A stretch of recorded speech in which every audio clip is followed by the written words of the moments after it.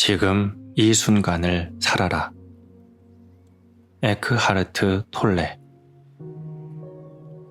2장. 고통에서 벗어나기. 두려움은 어디에서 오는가?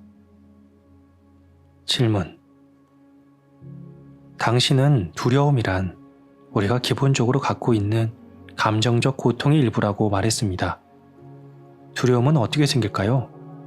살아가면서 왜 그렇게도 많은 두려움을 느끼는 걸까요? 어느 정도의 두려움은 건강한 자기 보호가 아닐까 생각하는데, 만일 불을 두려워하지 않는다면 불 속에서 손을 집어넣어 화상을 입게 될 수도 있지 않습니까? 우리가 불 속에 손을 넣지 않는 이유는 두려움 때문이 아닙니다. 화상을 입는다는 것을 알기 때문이죠. 불필요한 위험을 피하기 위해 두려움이 필요한 것이 아닙니다. 단지 최소한의 지능과 상식만 있으면 됩니다. 그러한 실생활의 문제는 과거에서 배운 교훈을 적용하는 것이 도움이 됩니다. 누군가가 불을 지르겠다고 위협할 때 우리는 일종의 두려움을 느끼게 됩니다.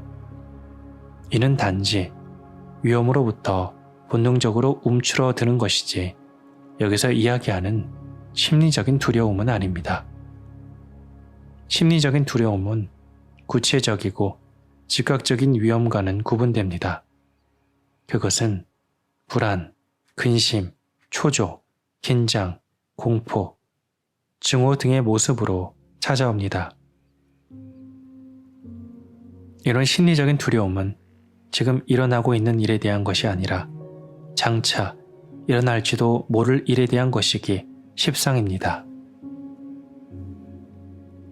우리는 지금 여기에 있으면서도 마음은 늘 미래에 가 있곤 합니다. 그래서 조바심이 생겨나는 겁니다. 자신을 마음과 동일시하여 지금이 지닌 힘과 단순성을 잃어버리고 있는 한 그러한 조바심은 절실한 친구라도 되는 양 우리를 따라다닐 것입니다.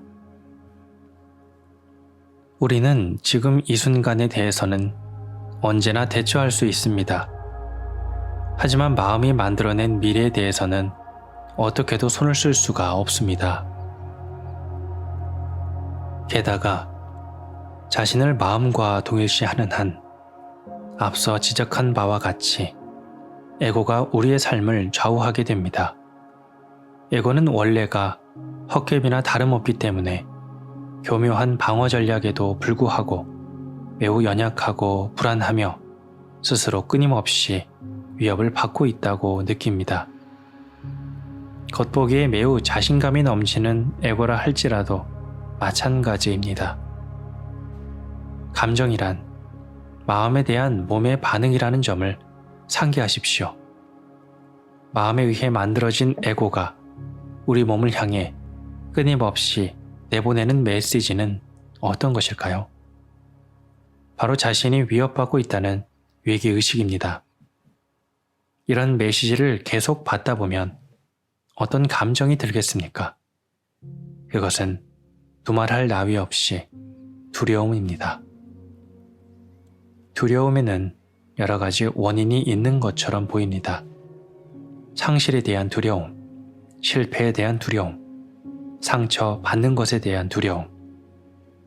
하지만 궁극적으로는 모든 두려움은 죽음과 소멸에 대한 에고의 두려움입니다. 에고의 한 구석에는 언제나 죽음에 대한 두려움이 숨어 있습니다.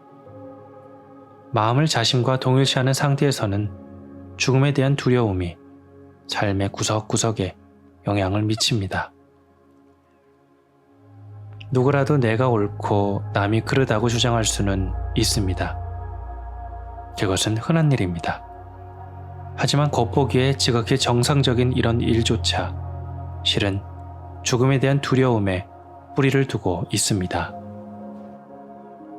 자신의 입장일 뿐인데도 그것이 바로 자기 자신이라고 고집하면 어떤 사태가 벌어질까요? 만약 자기 주장이 그러다면 마음에 기반을 둔 우리의 자의식은 소멸될 위기를 맞게 됩니다. 그래서 에고로서는 자신의 잘못을 받아들일 수가 없는 것입니다. 에고에게는 그것이 자신의 죽음을 뜻하기 때문입니다. 그래서 전쟁이 일어나고 인간관계가 깨지는 것입니다. 마음을 우리 자신과 동일시하지 않고 내가 옳든 그르든 그것이 자의식에 아무런 영향도 미치지 않게 되면 무의식적으로 자신이 옳아야 한다는 일종의 폭력이라고도 할 수 있는 강한 욕구는 사라지게 됩니다. 분명히 확고하게 자신의 느낌이나 생각을 말할 수 있지만 그렇다고 해서 공격적이거나 방어적으로 변하지는 않을 겁니다. 그때의 자의식은 마음이 아니라 내면에 더 깊고 진정한 곳에 뿌리를 두고 있다고 할 수 있습니다. 어떠한 방어 심리가 내 안에 도사리고 있는지를 잘 살펴보십시오. 당신은 무엇을 방어하고 있습니까? 허구의 자기 자신, 마음속에서 만들어진 이미지, 거짓된 실체가 아닌가요? 그것을 생생하게 지켜봄으로써 매번 이런 식이라는 것을 깨닫게 되면 더 이상 거기에 휩쓸리지 않게 됩니다. 깨어있는 의식의 빛 속에서 무지의 어둠은 재빨리 용해될 것입니다. 인간관계를 좀먹는 모든 파워게임과 알력은 거기에서 막을 내리게 됩니다.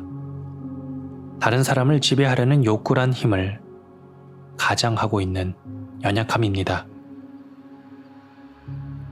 진정한 힘은 내면에 있으며 우리는 그 힘을 지금 사용할 수 있습니다.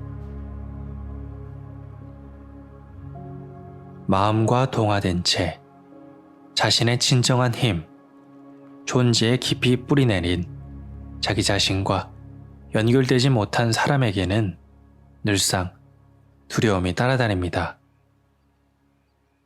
마음 너머로 가본 적이 있는 사람은 아직도 극소수에 불과합니다. 거의 모든 사람이 두려움의 상태에 있으며 단지 강도만 다를 뿐입니다.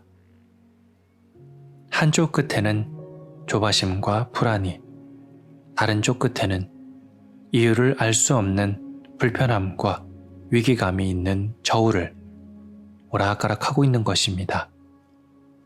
대부분의 사람들은 어느 한쪽으로 심각하게 기울어질 때에야 비로소 자신의 불편한 상황을 알아차리게 되곤 합니다.